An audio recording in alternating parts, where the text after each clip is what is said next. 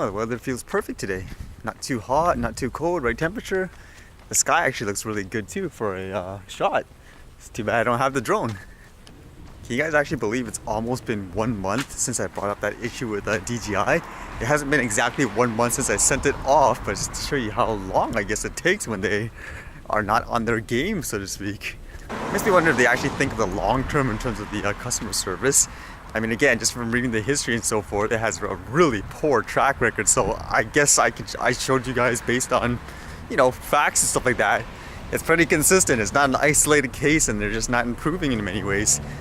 At this point, I'm inclined to say the only reason why they're spamming with that exact same statement over and over again, even though, like, even you guys know, I said I want the clarification on what happened and so forth. So hopefully they're analyzing the data, which doesn't seem like they are at the moment.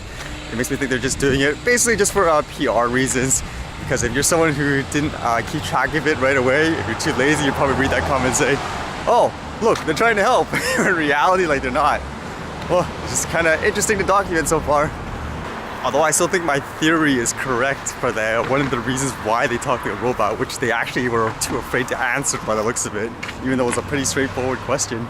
But in regards to DJI, since that node is related to them as well, I actually got like an email from that. I didn't actually check it out yet. I got to get to my destination and stuff, so I'll probably read it on the way to see what it was about. There's even something interesting about marijuana and drones today, since everyone always makes the comparisons, at least here in Canada, how they made that illegal versus like the drones. They treat it like some kind of a weapon. All right, be back in a bit.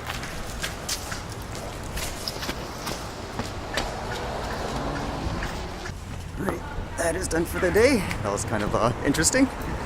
I did read this one interesting story yesterday. It had to do with a limousine crashing into a house. Literally, like you see in the picture, it just rammed right into it. And essentially they're having problems getting it out, not because it's physically hard, like it's too heavy or anything like that, but rather they're worried because of the way it crashed. If they pull it out, I guess they think the building itself is gonna like completely collapse and they don't know what to do. Man, it's kind of unfortunate, huh? Is it your whole house gone just because of one limo or vehicle? It actually makes me wonder, how would you even fix that house in general? Does it look like I'm going through some kind of shady drug alley here?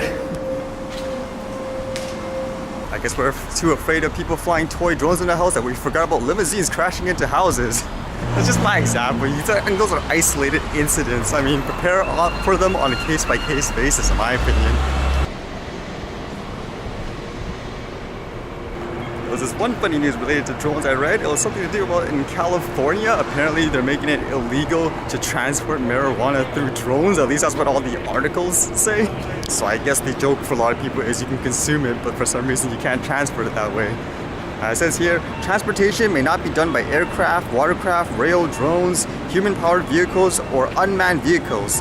The official regulation states. It says vehicles used for transporting cannabis goods must contain a box that can be locked and that is secured to the inside of the vehicle or the trailer.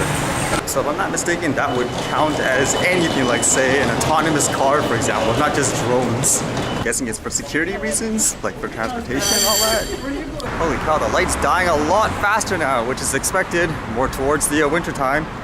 But I was reading that node thing a little bit more thoroughly, and it seems like it's just a general update just to say, hey, we know like the proposals are there and they asked you guys for your comments, and we're going to try to compile stuff, I guess, like everyone's comments and then submit them. Yeah, so it says here, as you likely know, Transport Canada has published draft drone regulations and asked for comments.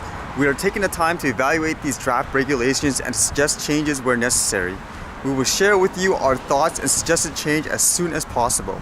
Then we want to partner with you, the Drone Flyers of Canada, to share your feelings with Transport Canada, your members of parliament, and other key people. We look forward to working together to call for important changes to these regulations. So for the most part, it's one of those emails to say, hey, we're alive and we're just like taking our time to come up with this.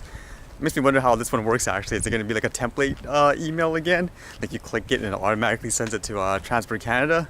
I don't really know honestly how effective the last one was, because it seems like based on this meeting anyways, they kind of already had their mindset for the most part. To say you shouldn't do it, of course. I mean, every little bit helps. But again, I just wonder how effective it is in the long run. You guys want to see the tomatoes you liked? Yeah, you have to look at that. Like yesterday was so bad.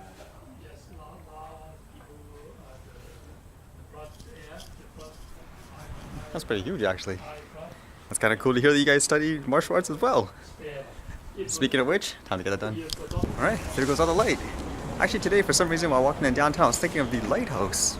Let's try to make a video out of that.